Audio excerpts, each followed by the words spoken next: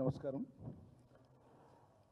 నాతో పాటు ఈ మీడియా సమావేశంలో పాల్పంచుకుంటున్నటువంటి గౌరవనీయులైనటువంటి మా కమిటీ సభ్యులు, రాష్ట్రంలో జరుగుతున్నటువంటి రైతుల బలవన్మరణాల మీద అధ్యయనం చేయడం కోసం ఏర్పడినటువంటి మా పార్టీ కమిటీ సభ్యులైనటువంటి గౌరవ మాజీ మంత్రివర్యులు శ్రీ పువ్వాడ అజయ్ కుమార్ గారు, శ్రీ జోగు రామన్న గారు, మాజీ పార్లమెంట్ సభ్యులు శ్రీ వినోద్ గారు, మాజీ శాసనసభ్యులు శ్రీ అంజయ్ గారు, శాసన మండలి మాజీ సభ్యులు శ్రీ దేవిప్రసాద్ గారు, కిషోర్ గారు, మీ ద్వారా రాష్ట్ర రైతాంగ ప్రజలందరికీ నమస్కారాలు. ఇవాళటికి తెలంగాణ ప్రజలు తమ రాష్ట్ర సాధకుడిని 9.5 ఏళ్ల కాలంలో ఈ ప్రాంతానికి, ఈ రాష్ట్రానికి ఆర్థిక పురోభివృద్ధితో పాటు దేశంలో ఒక అగ్రగణ్యమైన రాష్ట్రంగా తెలంగాణను రూపుదిద్ది నిలిచినటువంటి నాయకుడిని, పార్టీని ప్రజలు కోల్పోయి 420 రోజులు అవుతోంది. ఈ ప్రభుత్వం వచ్చి 420 రోజులు అయిందని చెప్పుకోవడం కంటే కేసీఆర్ను ఈ ప్రజలు కోల్పోయి 420 రోజులు అవుతా ఉంది. ఒక్కొక్క రోజు ఒక పెనుగండంలాగా మారింది, పెను ప్రమాదంలాగా మారింది రాష్ట్ర ప్రజానికానికి. ఒక పెను గండంలాగే ఉంది. రోజు గడిస్తే గండం గడిచినట్లుగా ప్రజలు భావించేటువంటి ఒక దుస్థితి ఏర్పడ్డది. 420 హామీలు, 6 గ్యారంటీలతో సాధించిందంటూ ఏమీ లేదు. నిజంగా సాధించిందంటూ ఏమీ లేదు. గాలి మాటలు, ఢిల్లీ మూటలు తప్ప 14 నెలల కాలంలో ఈ సర్కారు సాధించింది ఏమీ లేదు. చెప్పినటువంటి గొప్పలు, చేసినటువంటి భాషలు, ఆడినటువంటి మాటలు ఆకాశాన్ని అంటుకున్నాయి. కానీ ఆచరణకు వచ్చేటప్పటికి వాళ్ళ మన కళ్ళ ముందు ఏం పరిస్థితి ఉందో తెలుస్తూ ఉంది. మిర్చి రైతులు రోడ్డెక్కినారు, వేరుశనగ రైతులు రోడ్డెక్కుతున్నారు, పత్తి రైతులు రోడ్డెక్కి అలసిపోయినారు. రైతులందరూ కూడా, అన్ని పంటలు పండించినటువంటి రైతులు కూడా తమ పండించినటువంటి వ్యవసాయ ఉత్పత్తులకు ధర లేక, కనీస మద్దతు ధర లేక తల్లడిల్లినారు, వాపోయినారు. రైతులకు మీరు ఆశ చూపించినటువంటి ఈ సర్కారు లేదా ఈ పార్టీ అధికారంలోకి వచ్చే ముందు ఆశ చూపించినటువంటి ఏ ఒక్కటి అమలుగాక, సమగ్రంగా రుణమాఫీ అమలుగాక, సకాలంలో గాక, సగం సగమే అయ్యి, రైతు బంధు అసలే అమలుగాక, బోనస్ పేరు మీద చేసినటువంటి పెద్ద దగా మోసం, వెరసి రైతాంగం కనీసం నిర్దిష్ట వేళలకు కరెంటు నీళ్లు కూడా రానటువంటి నీటి యాజమాన్యం, కరెంటు యాజమాన్యం కూడా సక్రమంగా నిర్వహించలేనటువంటి దుస్థితిలో ఒక ధైర్యాన్ని కోల్పోయి, విశ్వాసాన్ని కోల్పోయి, నమ్మకాన్ని కోల్పోయి కకావికలమవుతున్నారు రైతులు. నిరాశ నిస్పృహలకు గురవుతున్నారు. ఇదేదో విపక్ష పార్టీలు లేకుంటే ప్రతిపక్ష పార్టీగా మేము కాంగ్రెస్ వ్యతిరేకులో మాట్లాడేటువంటి మాట కాదు. కొన్ని నెలలుగా మీడియాలో, సోషల్ మీడియాలో చూస్తే సాక్షాత్తు కాంగ్రెస్ ప్రజాప్రతినిధులు కావచ్చు, కాంగ్రెస్ పార్టీకి సంబంధించినటువంటి దిగువ శ్రేణిలో ఉండేటువంటి నాయకులు, కార్యకర్తలు మాట్లాడుతూ ఉన్నారు. జనం మా పై బగలగొట్టేటట్లున్నారు, ఇక మీరు ఇచ్చినటువంటి తప్పుడు హామీలకు మేము ఏం చేయలేకపోతున్నామని చెప్పి వాపోతున్నారు, ధర్నాలు చేస్తున్నారు. అవన్నీ సోషల్ మీడియాలో వస్తున్నాయి. ఇవన్నీ ఎవరో కల్పితమో కాదు, ఎవరో ప్రేరేపించి చేసినవో కాదు, కళ్ళ ముందు ఉండేటువంటివే. ఎన్నడైనా గతంలో 9.5 ఏళ్ల కాలంలో ఏ పంటకైనా కనీసం మద్దతు ధర రానటువంటి పరిస్థితి రైతాంగం చూసిందా? ఇలా అదే గుర్తు చేసుకుంటున్నారు రైతులు ప్రతిరోజు. ఈ సర్కారు వచ్చినటువంటి మొదటి రోజు నుంచి కూడా ముఖ్యమంత్రి గారేమో డాంబికాలకు పోయి చాలా పొడు మాటలు, పెద్ద మాటలు మాట్లాడుతూ వస్తున్నారు. ఈ కేసీఆర్ని లేకుండా చేస్తా, కేసీఆర్ ఆనవాళ్ళు లేకుండా చేస్తా, తుడిపేస్తా, ఇది చేస్తా, అది చేస్తా అని నోటికి వచ్చినటువంటి విధంగా ఆయన మాట్లాడుతున్నారు. సరే, అది ఆయన ప్రజ్ఞాపాఠవాలని, ఆయన తెలివితేటల్ని, ఆయన సంస్కారాన్ని తెలియజేస్తాయి. దాని మీద మేము ఎక్కువ మాట్లాడాం. కానీ ప్రజలు ఎవరిని గుర్తు చేసుకుంటున్నారు? నువ్వు ఏ ఆనవాళ్ళు లేకుండా చేస్తా అని చెప్పినావో, ఎవరి పేరు ఉచ్చరించకుండా చేస్తా అని చెప్పినావో, ఈరోజు తెలంగాణలో ఉండేటువంటి 50 మంది ప్రజలు, అన్ని వర్గాల ప్రజలు, రైతులు కానీ, ఆటో కార్మికులు కానీ, మహిళలు కానీ, పెన్షన్దారులు కానీ ఇవాళ ఎవరిని గుర్తు చేసుకుంటున్నారు? కేసీఆర్ కిట్ వచ్చేవాళ్ళు కానీ, కళ్యాణ లక్ష్మి వచ్చేటువంటి వాళ్ళు కానీ ఇవాళ గుర్తు చేసుకుంటున్నటువంటిది ఎవరిని? ప్రతిరోజు కేసీఆర్ను గుర్తు చేసుకుంటున్నారు. గుర్తు చేసుకోవడం కాదు, అయా మేము మిమ్మల్ని వదులుకొని మేము మోసపోతే మేము గోసపడుతున్నాము, మేము అన్యాయం చేసుకున్నాము, మాకు మేమే అన్యాయం చేసుకున్నాము, నువ్వు తొందరరా ఎప్పుడు వస్తావు, మళ్ళీ కేసీఆరే రావాలి, మళ్ళీ కేసీఆరే రావాలి ప్రజలు మాట్లాడుతున్నారు. బీఆర్ఎస్ పార్టీ నాయకులు కార్యకర్తలు మాట్లాడే మాటనో నినాదమో కాదు ఇది. నిత్యం కేసీఆర్ను గుర్తు చేసుకుంటున్నటువంటిది ఎవరు అంటే కోల్పోయినటువంటి తెలంగాణ ప్రజలు గుర్తు చేసుకుంటున్నారు. ఇది కాంగ్రెస్ పార్టీ జీర్ణం చేసుకోలేకుండా ఉన్నది, దీన్ని గ్రహించలేకుండా ఉన్నది, మూర్ఖంగా పోతున్నది. అన్ని పంటలు ఏ ఒక్క పంటకు కూడా ఈ ప్రభుత్వం కనీసం మద్దతు ధర వచ్చే ప్రయత్నం చేయలేదు. అదే తేడా విడమరి చెప్తున్నారు, రాష్ట్ర రైతాంగం కూడా అర్థం చేసుకున్నారు ఇప్పటికే. ఏ పంట అయినా ఖచ్చితంగా కనీస మద్దతు ధర లేదా దానికంటే అదనంగా మార్కెట్లో వస్తేనే ఆనాడు రైతులు అమ్మిండ్రు, లేదంటే సర్కారు ఉన్నది, అలా కేసీఆర్ సర్కారు ఉన్నది, గింజ ఉన్నది, ప్రతి ధాన్యంగా ఉన్నది. మార్కెట్లో ఓపెన్ మార్కెట్లో కేంద్ర ప్రభుత్వం ఏటేటా ప్రకటించేటువంటి కనీస మద్దతు ధర ఒకవేళ రైతుకు రాకపోతే ఏ మార్కెట్లోనైనా తక్షణమే కొనుగోలు కేంద్రాలు పెట్టించేవాళ్ళం మేము. వరి మొత్తమే సర్కారు ఉన్నది. అలా ఎక్కడైనా కొంత మిల్లర్లు వాళ్ళ వ్యాపారం కోసం ఎక్కువ ధర ఇచ్చి కొంటే తప్ప తక్కువ ధరకు వ్యవసాయ ఉత్పత్తులు అమ్ముకున్నటువంటి కర్మ కేసీఆర్ సర్కారులో పట్టలే. ఇలా ప్రతి వ్యవసాయ ఉత్పత్తిని కూడా తక్కువ ధరకే బోర్ల పోసుకునేటువంటి ఒక దుస్థితి తెలంగాణ రైతాంగానికి వచ్చింది. వేరుశెనగ రైతులు వేరుశెనగ యాసంగిలో తెలంగాణ రాష్ట్రంలో 4 నుంచి 4 లక్షల ఎకరాలు వేస్తుంది. ఈసారి అది కొంత తగ్గింది. తగ్గిన ఉత్పత్తి కూడా ఈరోజు మార్కెట్లో 8,000 పైచీలకు ఉండాల్సినటువంటి ధర ఇలా 2,000, 3,000, 4,000 రూపాయల లోపే అమ్మి మొత్తం దళారులు కొంపలు తోసేస్తున్నారు రైతులు. సిగ్గు అనిపిస్తలేదు అసలు కాంగ్రెస్ ప్రభుత్వానికి కొద్దిగన్నా? కనీస మద్దతు ధర కంటే సగానికి సగం పడిపోయి ఇలా రైతులు అమ్ముకోవాల్సినటువంటి ఒక అనివార్య పరిస్థితి ఏర్పడితే ప్రభుత్వం ఇంటర్వ్యూన్ కాదా? ప్రభుత్వం యొక్క ఇంటర్వెన్షన్ ఎప్పుడు ఉంటుంది? మరి దేనికి ఉంటుంది? పత్తి ధర రాకపోతే 5,000, 6,000కే అమ్ముకుండ్రి. 7,521 రూపాయలు రావాల్సినటువంటి పత్తి రాకపోతే మొత్తం 90% పత్తి అయిపోయినాక చాలా చల్లగా పోయి కొనుగోలు కేంద్రాలు తెరిస్తారు. ఆఖరిలో అన్ని ఓట్లకు అని చెప్పి సన్న ఓట్లకే అని చెప్పి ఆ సన్న ఓట్లలో కూడా 5% కూడా బోనస్ ఇవ్వాలి, మీరు 5% కూడా బోనస్ ఇవ్వాలి. ఈ రకమైనటువంటి దయనీయ పరిస్థితులలోనే రాష్ట్ర రైతాంగము రుణమాఫీ కాక, రైతు బంధు రాక, పండిన పంట అమ్మితేనంటే ధర రాక, కనీస మద్దతు ధర రాక నిస్పృహకు నిరాశకు గురై పాపం బలవన్ మరణాలు చేసుకున్నారు. చాలా దురదృష్టకరం. ఈ మరణము లేదా సొంతంగా ఆత్మహత్య చేసుకునే నిర్ణయం తీసుకోవడము ఇది ఎంత మాత్రము ఆమోదయోగ్యం కాదు. ఎవరు దానికి పాల్పడవద్దు. ధైర్యంగా ఉందామని చెప్పి దీనికి ఉండేటువంటి అనేక కారణాలు ఏమున్నాయి? ప్రభుత్వ నిర్లక్ష్యం ఒకవైపు ఉంటే, ప్రభుత్వం యొక్క పట్టని ధోరణి ఒకవైపు ఉంటే, ఇతరేతర కారణాలు ఏమైనా ఉంటే భవిష్యత్తులో సరిదిద్దుకోవడానికి ఒక ప్రతిపక్ష పార్టీగా ఈ ప్రభుత్వానికి సూచనలు ఇస్తాం, సలహాలు ఇస్తాం, మేము అధ్యయనం చేసి చెప్తాం. మా పూర్వ అనుభవంతో పాటు ప్రస్తుతం ఉన్న పరిస్థితులను కూడా బేరీజు వేసి భవిష్యత్తులో ఎట్లుండాలో చెప్తాం. ప్రభుత్వం స్వీకరిస్తే ప్రజాస్వామ్యంలో ఇది మంచిది, రైతులకు మంచిది అని చెప్పి ప్రకటించి మేము ఒక కమిటీ వేసుకొని పర్యటన మొదలుపెట్టినాం. ఆదిలాబాద్, నిజామాబాద్ జిల్లాలో మచ్చుకు కొన్ని ప్రాంతాలకు పోయినాం. అక్కడ ఉన్న ఆత్మహత్య చేసుకున్నటువంటి ఆ బాధిత కుటుంబాలను పరామర్శించినాం, ఓదార్చినాం. మాకున్నంతలో పార్టీ పరంగా ఏదో ఉడతా సాయంగా కొద్దిపాటు చేసినాం. ఆ కొద్దిపాటు సాయం చేయడం ముఖ్యం కాదు, అక్కడ ఓదార్పు ముఖ్యం. ఓదార్పు చాలా పెద్ద ఊరటనిస్తుంది మనిషికి. దుఃఖ పరిస్థితులలో, బాధ పరిస్థితులలో, కష్టాల్లో ఉండేటువంటి మనుషులకు తోటి వాళ్ళ ఓదార్పు చాలా గొప్పది. ప్రభుత్వానికి ఎట్లా పెద్ద మనసు లేదు, ప్రభుత్వ పెద్దలకు ఎట్లా సమయం లేదు.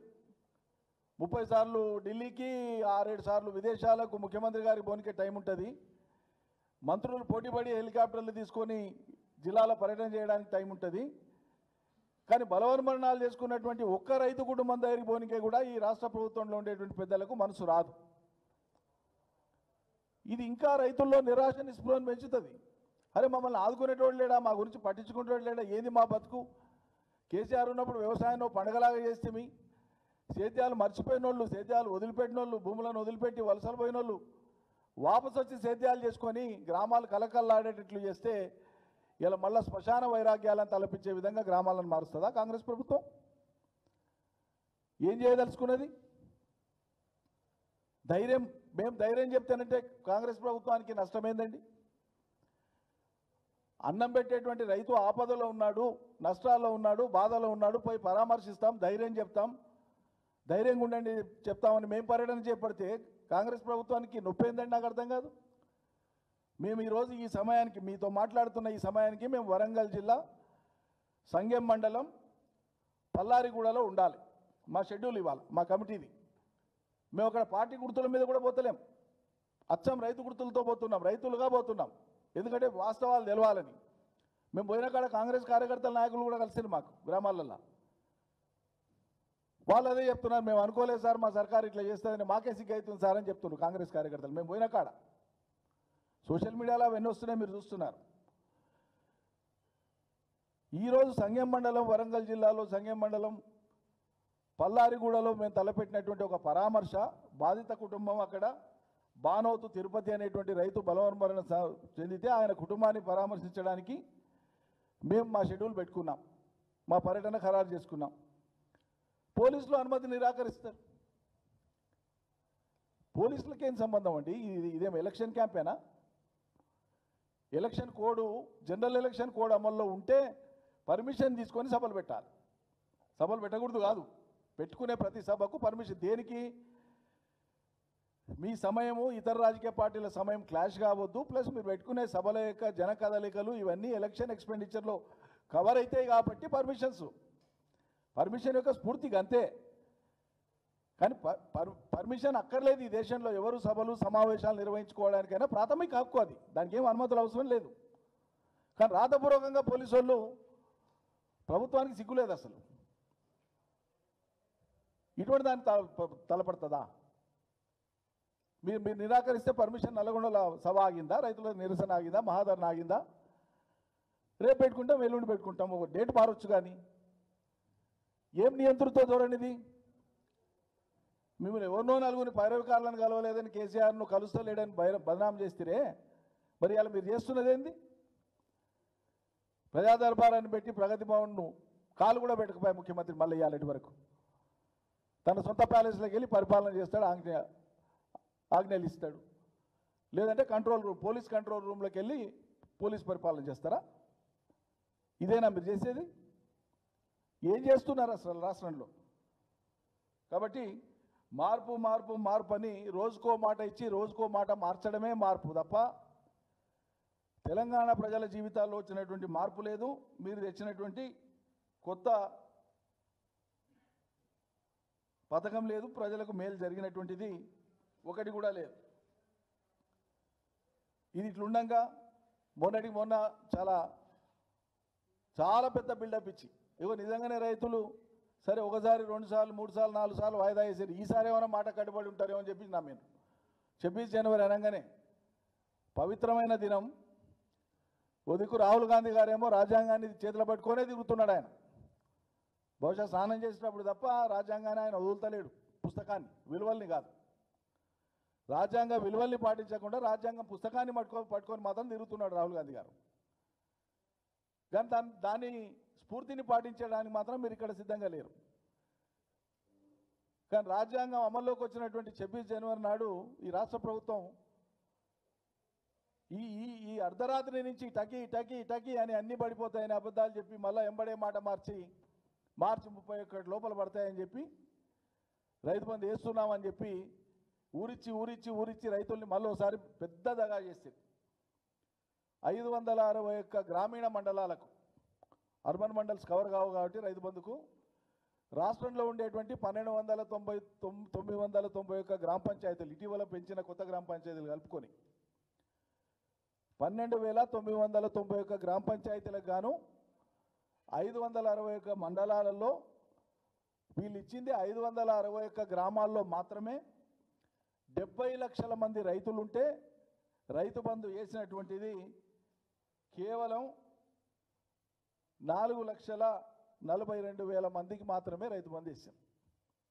70 లక్షలలో 4,42,000 అంటే మొత్తం రైతు బంధు వేసేటువంటి దాంట్లో 6%. మొత్తం రైతు బంధు వేసేటువంటి దాంట్లో మీరు వేసింది 6%, ఇప్పటికి వేసింది. దీనికైనా ఆకాశం అంత ఎత్తు ఆకాశం చిల్లులు బయట అంత గొప్పగా మీరు నినాదాలు ఇచ్చి నోటికి వచ్చిందంతా మాట్లాడితే ఎదుటోళ్ళ మీద నోటికి వచ్చినంత మాట్లాడేది ఇచ్చకాడికి వచ్చేటప్పుడేమో మీ పౌరుషం ఎక్కడ బాయ్, మీ పరిజ్ఞానం ఎక్కడ బాయ్, మీ అవగాహన ఎక్కడ బాయ్? ఏమైనా దివానగాలమ్మా, మేమైనా బెహుగాలమ్మా, మాకేం జ్ఞానం లేదా? ఎట్లిస్తారు అని కేసీఆర్ అడుగుతుండు. ఎట్లేయాలో మాకు ఉపాయం తెలియదా? మాకు అంత జ్ఞానం లేదా అని పొడుగు పొడుగు మాటలు మాట్లాడుతున్నారు. మరి ఏమైంది ఇప్పుడు? మీ పరిజ్ఞానం ఏమైంది? మీ జ్ఞానం ఏమైంది? మీ చిత్తశుద్ధి ఏమైంది? నేరుగా అడుగుతున్నాం. మరి అలా అంత గట్టిగా ఎందుకు చెప్తారంటే ముఖ్యమంత్రి మాట్లాడాడు కానీ పక్కలతో మాట్లాడిస్తుండు మెల్లగా. రాజకీయాలు మాట్లాడకూడని స్పీకర్ ఇలా రాజకీయాలు మాట్లాడిండు. ఆర్థిక పరిస్థితి తెలియకుండా మేము హామీలు ఇచ్చినామని. ఆర్థిక పరిస్థితి తెలియకుండా ఒక రాజకీయ పార్టీ హామీలు ఇవ్వచ్చునా? ఇస్తే అది ఎంత అపరిపక్వత, ఎంత అజ్ఞానంతో కూడినటువంటి రాజకీయ పార్టీ అంటారు దాన్ని. రాష్ట్రంలో ఒక హామీ ప్రజలకు ఇచ్చేటప్పుడు, దేశంలో ఒక హామీ ప్రజలకు ఇచ్చేటప్పుడు దేశము మరియు రాష్ట్రానికి సంబంధించిన ఆర్థిక వనరుల మీద, ఖర్చు మీద, ఆదాయం మీద, అప్పుల మీద, ప్రజల అవసరాల మీద మీకు అవగాహన లేకపోతే మీకు పాలనార్హత ఎక్కడిది అంటున్నా.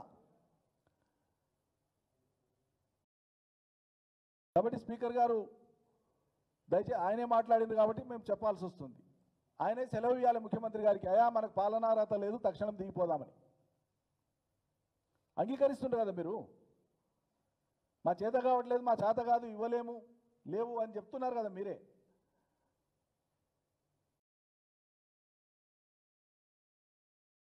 ఎన్నికల్లో హామీలు ఇచ్చేటప్పుడు రాష్ట్ర ఆదాయం మీద అవగాహనతో ఇస్తున్నామని చెప్పినారు. మాకంత తెలియదా అన్నారు. మరి సుదీర్ఘకాలం పరిపాలన చేసిన పక్వత ఉన్నటువంటి పరిజ్ఞానం ఉన్న రాజకీయ పార్టీ అన్నారు. అమలు చేసే కాడికి వచ్చేటప్పటికి బోర్ల పడిపోయి అలా మాట నిలుపుకోలేక సాకులు వెతుకుంటున్నారు. మళ్ళీ కూలీలందరికీ రైతు బంధు ఇస్తామన్నారు. వ్యవసాయ కూలీలందరికీ. వ్యవసాయ కూలీలు 40 లక్షల పైచిలకు మంది ఉంటారు రాష్ట్రంలో, ఇంకా ఎక్కువే ఉంటారు, ఆ పైనే ఉంటారు భూమి లేని వ్యవసాయ కూలీలు.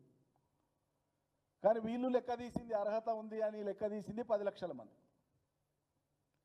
10 లక్షల మందే లేరు, 40 లక్షల పైచిలకు ఉన్నారు. కానీ వీళ్ళ అర్హత ఉంది అని చెప్పినటువంటి వాళ్ళు కేవలం 10 లక్షల మంది. ఆ 10 లక్షల మందిలో కూడా రైతు కూలీలకు కూడా మేము రైతు బంధు ఇచ్చినామని ప్రచారం చేసుకొని డాంబికం కోసం వీళ్ళు ఇచ్చింది ఎంతమంది కంటే 20,000 మందికి. 26 జనవరి తర్వాత వీళ్ళు ఇచ్చింది 20,000 మందికి.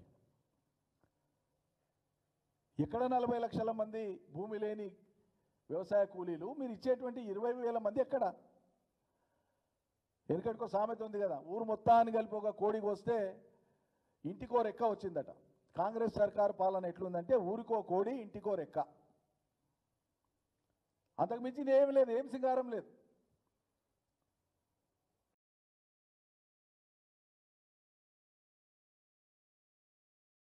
ఓదికేమో మనకుండేటువంటి గొప్ప విషయ పరిజ్ఞానం, దాంతోన తెలంగాణ పరువు అంతర్జాతీయ స్థాయిలో గంగలో కలిపేస్తున్నారు. బాకరానంగల్ని తెచ్చి తెలంగాణలోనే పెడతారు, నిన్నటికి నిన్న శ్రీశైలాన్ని తెచ్చి తెలంగాణలోనే పెడతారు. వాయపో దేవుడు వింటూ పోతుంటే ఇంకేమేం చేస్తారో భవిష్యత్తులో తెలియదు. సముద్రాలను తెస్తారు, అమెజాన్ సర్వీసెస్ను తీసుకొచ్చి సిరీస్లో తీసుకొస్తారు, అమెజాన్ సినిమాలకు ఉండేటువంటి సిరీస్ను తీసుకొచ్చి అమెజాన్ సర్వీసెస్లోకి తెస్తారు. నేను భాష గురించి మాట్లాడాను. ఒక్కొక్కరికో భాషలో ప్రావీణ్యం ఉంటుంది. భాషా ప్రావీణ్యమే జ్ఞాన ప్రావీణ్యమే కాదు. కానీ ఒక ఉన్నత స్థానంలో ఉండేటువంటి వాళ్ళు ఒక విషయం మాట్లాడేటప్పుడు 1-2 సార్లు పరిశీలన చేసుకొని, అవగాహన చేసుకొని, సలహా తీసుకొని ఒక అంచనాకు వచ్చి మాట్లాడితే గౌరవం ఉంటుంది. నీ గౌరవం కాదా బాబు పోయేది, తెలంగాణ ప్రజల గౌరవం పోతుంది. 9.5 ఏళ్ళు ఈ సర్కారును నడిపినామంటే, కేసీఆర్ నాయకత్వంలో కేసీఆర్ ఈ సర్కారును నడిపిండంటే తెలంగాణను చూసి ఆంధ్ర ప్రాంతంలో ఉండేటువంటి ప్రజలు ముచ్చటపడిపోయి ఆంధ్ర ప్రభుత్వాన్ని నిలదీసిండ్రు. కేటీఆర్ లాగా మీకు నడపనికి ఎందుకు చేతనైతే లేదని చెప్పి చంద్రబాబును విమర్శించిండ్రు, జగన్ను విమర్శించిండ్రు. ఆన్ రికార్డు ఉన్నాయి. ఇవాళ శ్రీధర్ బాబు గారే, చాలా పాండిత్యం గల శ్రీధర్ బాబు గారే సెలవిచ్చి చంద్రబాబు నాయుడు యొక్క ఆలోచన చాలా గొప్పగా ఉంది, గొప్ప మార్గదర్శకంగా ఉంది అని చెప్పి కితాబులు ఇచ్చేటువంటి దుస్థితికి తెలంగాణను తీసుకొని వస్తున్నారు. మీరు ఇదా మీకు ఉండేటువంటి స్పిరిట్, తెలంగాణ స్పిరిట్? ఏం చేయదలుచుకున్నారు అసలు తెలంగాణను? గట్టిగా మాట్లాడితే నిలదీస్తేనంటే వ్యక్తిగత టార్గెట్ చేస్తారు, దూషణలకు దిగబడతారు. గుర్తు చేస్తున్నాం ఇలా రైతాంగ ప్రజలకు, ఇగో కేసీఆర్ పరిపాలన మళ్ళా గుర్తు చేస్తున్నాం. కేసీఆర్ పరిపాలనలో 9.5 ఏళ్ల కాలంలో రైతాంగానికి మేలు జరిగేటువంటి విధంగా రైతులు వ్యవసాయం కుదుటపడడానికి, నిలబడడానికి, గౌరవంగా ఆత్మవిశ్వాసంతో మేము బతుకుతాం రా అనే ఒక ధైర్యం కలగడానికి మెట్టుగా కేసీఆర్ సర్కార్ చేసింది, ముందు చూపుతో చేసింది. ఇది ఒక్క రంగం బాగుంటే 58% ప్రజలు ప్రత్యక్షంగా పరోక్షంగా ఈ రంగంలో బతుకుతే మిగతా వర్గాల యొక్క అభ్యున్నతి కష్టమైన పని కాదు. దీని ద్వారా మిగతా అన్ని రంగాల అభివృద్ధి అవుతాయి. ఆ దిశగా పనిచేసిన ఫలితమే తెలంగాణ పచ్చబడ్డది, బతుకులు బాగుపడ్డాయి. కానీ ఇలా మళ్ళా కోల్పోతున్నాం. అలా రైతు బంధు కిందనే కేసీఆర్ సర్కార్ 73,162 కోట్లు ఇచ్చింది. రైతు బీమా కింద దాదాపు 1,11,000 కుటుంబాలకు 5,465 కోట్లు ఇచ్చింది. రుణమాఫీ కింద 2 విడతలు కలిపి 28,275 కోట్లు చేసినాం. 20,000 కోట్లు చేసినా అని చెప్పుకునేటువంటి ముఖ్యమంత్రి గారే గతంలో ఏం జరగనట్లు మాట్లాడతారు. మాట్లాడేటప్పుడు ఏం చెప్పాలి? పోయిన సర్కార్ 28,000 పైచీలకు చేసింది, మేము ఇంత చేసినామని చెప్పాలి. ఇక మాట్లాడేటప్పుడు భాష హావభావాలు ఎట్లుంటాయి కాంగ్రెస్ ప్రభుత్వాన్ని అంటే, గతంలో అసలు రుణమాఫీ జరగనట్లు, ఈయననే మొదలుగా అనుకున్నట్లు, ఇంకా ఈయన చేయబట్టే మొత్తం తెలంగాణలో కాంగ్రెస్ సర్కార్ చేయబట్టే రుణమాఫీ మొత్తం అయిపోయినట్లు, రైతులు ఊపిరి పీల్చుకున్నట్లు మాట్లాడతారు. 28,275 కోట్ల రుణమాఫీ కేసీఆర్ సర్కార్ చేసింది.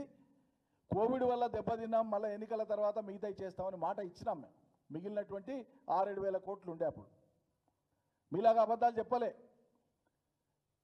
తెచ్చుకోపోండి 9 తారీఖు నాడు ఇట్లా వస్తేనే అట్లా మాఫీ చేస్తా అంటే అమాయకంగా పోయి తెచ్చుకున్నటువంటి రైతులు ఇలా ప్రాణాల మీద తెచ్చుకుంటున్నారు. మీ మాట నమ్మినటువంటి రైతులు రుణం బ్యాంకులలో పొంది మీరు ఇస్తామనేటువంటి ఆశ కల్పిస్తే మీ మాట నమ్మి ఇలా వాళ్ళు ప్రాణాలు తీసుకుంటున్నారు. ఆ ఉసూరు మీకు తగలకపోదు. అబద్ధాలు చెప్పి ఆశలు రేపి రైతుల్ని నట్టేట ముంచి వాళ్ళ నిరాశ నిస్పృహలకు కారణమై వాళ్ళ మరణాలకు కారణమైనటువంటి కాంగ్రెస్ ప్రభుత్వం యొక్క పెద్దలకు ఈ రాష్ట్ర రైతుల యొక్క బాధిత కుటుంబాల యొక్క రోధిస్తున్నటువంటి రైతుల కుటుంబాల యొక్క ఉసురు దాకా తప్పదు. విద్యుత్ రాయితీ కింద ఉచితంగా రైతాంగానికి ఇచ్చేటువంటి విద్యుత్ రాయితీ కింద 65,000 కోట్ల రూపాయలు రాష్ట్ర ప్రభుత్వం కట్టింది. సాగునీటి పారుదల అభివృద్ధి కోసం చెరువులు, కుంటలు కావచ్చు, నూతన రిజర్వాయర్లు కావచ్చు, పాతవి పూర్తి చేయడం కావచ్చు, కొత్త కట్టిన కాళేశ్వరం, పాలమూరు లాంటి ప్రాజెక్టులు కావచ్చు, వాటి కోసం 2,37,000 కోట్లు వెచ్చించింది కేసీఆర్ సర్కారు. వెరసి ఒక్క వ్యవసాయ రంగానికే 4,08,902 కోట్ల రూపాయలు ఖర్చు చేసింది. ఇవి అధికారిక లెక్కలు మేము చెప్పే, కాదనే మనగాళ్ళు ఎవరో కాదనమ్మనండి. కేసీఆర్ సర్కార్ అప్పు చేసింది కూర్చున్నటువంటి వాళ్లకు కేసీఆర్ దిగిపోయే నాటికి రాష్ట్ర ప్రభుత్వ పరంగా చేసినటువంటి ఖర్చు 4,25,000 కోట్లు. కానీ ఒక్క వ్యవసాయ రంగం మీద పెట్టినటువంటిది 4,08,902 కోట్ల రూపాయలు. ఎంత సంపద సృష్టించింది కేసీఆర్. పంజాబ్ను తలదన్నేటువంటి ఏకైక రాష్ట్రంగా తెలంగాణ ఖ్యాతిని నిలబెట్టిండు. తెలంగాణ రైతు యొక్క ఆ స్వేదాన్ని ఆకాశమంత ఎత్తున నిలబెట్టిండు. దేశంలోనే వరి పండించడంలో నంబర్ 1 రాష్ట్రంగా 3 కోట్ల టన్నుల వరి ధాన్యాన్ని ఒక్క సంవత్సరంలో 2 సీజన్స్ కలిపి పండించేటువంటి రాష్ట్రంగా, పంజాబ్ను తలదన్నేటువంటి వ్యవసాయ ఉత్పత్తి కలిగిన రాష్ట్రంగా తెలంగాణ నిలబెట్టింది కేసీఆర్. ఇతర పంటల్ని అభివృద్ధి చేసింది. 40 ఏళ్ల కాలంలో తెలంగాణలో 40,000 ఎకరాల ఆయిల్ పామ్ సాగుంటే మేము ఒక్క టర్ములో దాన్ని 2,50,000 ఎకరాలకు తీసుకొని పోయినాం. మేము దిగిపోయే నాటికి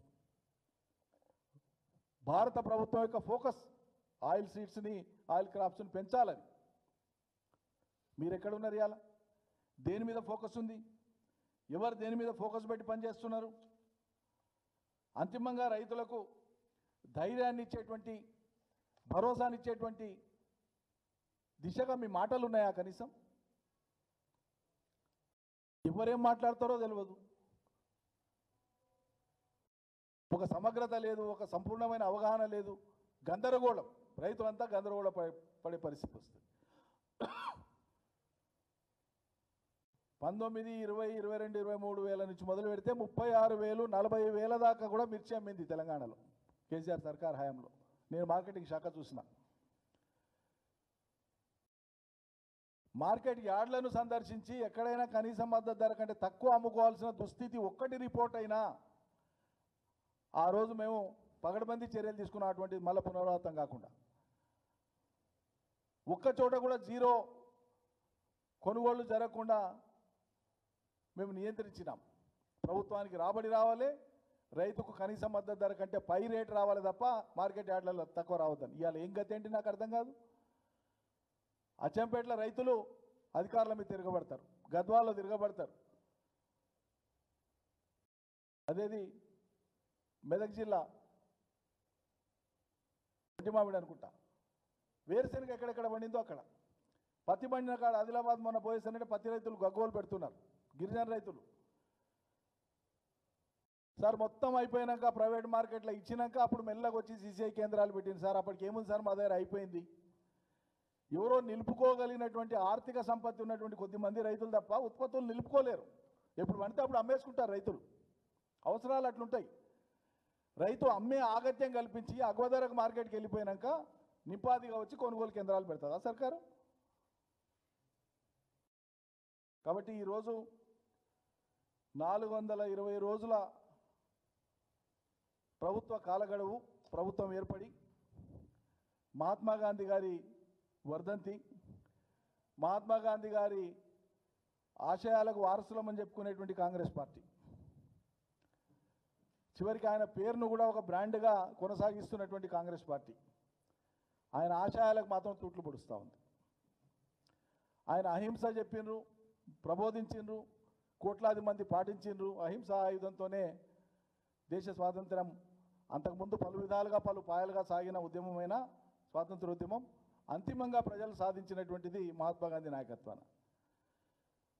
గత తెలంగాణ ఉద్యమం యొక్క పాత అనుభవాలను దృష్టిలో పెట్టుకొని రాష్ట్రం ఎట్లయినా సిద్ధించాలనేటువంటి ఒక వ్యూహాత్మకమైనటువంటి పంథాలో కేసీఆర్ గారు పూర్వపు తెలంగాణ ఉద్యమాలను అధ్యయనం చేసి హింసకు తావు లేకుండా, ఇతర ప్రాంతాల ప్రజల పట్ల ఏహ్యాభావం, వ్యతిరేకత లేకుండా పాలకులను మాత్రమే విడదీసి రాష్ట్రాన్ని ఎట్లా తీసుకురావాలనో శాంతియుత మార్గంలో తెలంగాణను సాధ్యం చేసిండ్రు.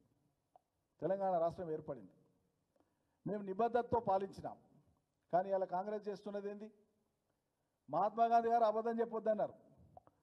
రోజు అబద్ధాలు చెప్పడమే కాంగ్రెస్ ప్రభుత్వం యొక్క నీతి అయింది. మీరెట్లా మహాత్మా గాంధీ వారసులు అవుతారని మేము అడుగుతున్నాం. మీరెట్లా మహాత్మా గాంధీ వారసులు అవుతారు? గాంధీ గారి పేరు మీ అధినాయకత్వం పెట్టుకున్నంత మాత్రాన మీరు వారసులు అవుతారా?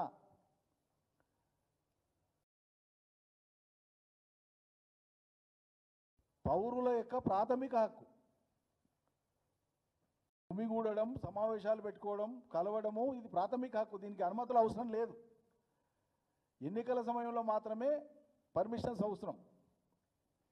ఇప్పుడు ఉండేటువంటి వాళ్ళనొచ్చు టెక్నికల్గా ఎమ్మెల్సీ ఎలక్షన్ ఉందని. MLC election graduate and teachers election. ఫార్మర్స్కు సంబంధం లేదు, అది రైతులకు సంబంధం లేదు. భారీ అతి భారీ సభలు ఉన్నప్పుడు సభలలో పాల్గొనేటువంటి విఐపీలు ఉంటారు, సెక్యూరిటీ ఉంటుంది, ఇతరత్ర సెక్యూరిటీ ఉంటుంది, ట్రాఫిక్ రెగ్యులేషన్ ఉంటుంది. వీటి దృష్ట్యా ప్రభుత్వానికి తెలిపి అనుమతి తీసుకొని సభలు పెట్టాలని నియమం తప్పిస్తే ప్రభుత్వాల దయాదాక్షిణ్యం మీద పౌరుల యొక్క సభలు నడవవు. ఈ జ్ఞానం మీకు ఉండాలి అధికార పార్టీకి. ఇది ప్రజల హక్కు. మీరు కాల రాసినంత మాత్రాన ఇది ఆగిపోదు. ప్రజలు, రైతులు మరింత సమీకృతమవుతారు. ఎక్కటోళ్ళు అక్కడే ఆర్గనైజ్ అవుతారు. మమ్మల్ని రానియకపోతే ఆ మండలంలో, ఆ నియోజకవర్గంలో ఉండేటువంటి వేలాది మంది గుమిగూడితే నువ్వేం చేస్తావు? ఏ గ్రామానికి ఆ గ్రామం జమ అయితే నువ్వేం చేస్తావు? దేనికి దారితీస్తుంది ఇది? కాబట్టి ఒక శాంతియుత మార్గంలో వచ్చేటువంటి సూచనలు, సలహాలను స్వీకరించడానికే ప్రభుత్వాలు సిద్ధంగా ఉన్నప్పుడే వాళ్లకు తెలిసో తెలియకో జరిగే తప్పులు ఏమైనా ఉంటే వాళ్ళు సరిదిద్దుకోవడానికి ఒక అవకాశం ఉంటుంది. లేదు మేము సరిదిద్దుకోం, మేము చేసే తప్పులే చేస్తామంటే మీ కర్మ, మీ కాడి మీరే మోసుకోక తప్పదు. Thank you.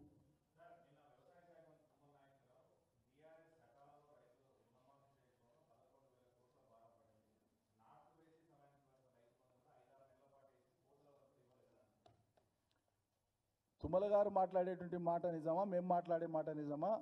మా రైతు అధ్యయన కమిటీతో పాటు వారిని కూడా రమ్మనండి, కలిపి తీసుకొని వెళ్తాం. ఏ గ్రామం అయినా సరే రాష్ట్రంలో ఆయన మాట్లాడిన మాటను చెల్లుబాటు చేయమనండి. ఇక ఆయన మాటలకు నేను జవాబు ఐఎమ్ సారీ.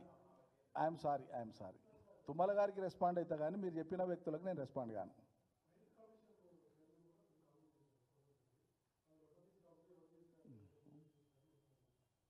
ఇక అది ఆయన వయస్సు, ఆయన అనుభవం, ఆయన విజ్ఞతకు వదిలేస్తాం.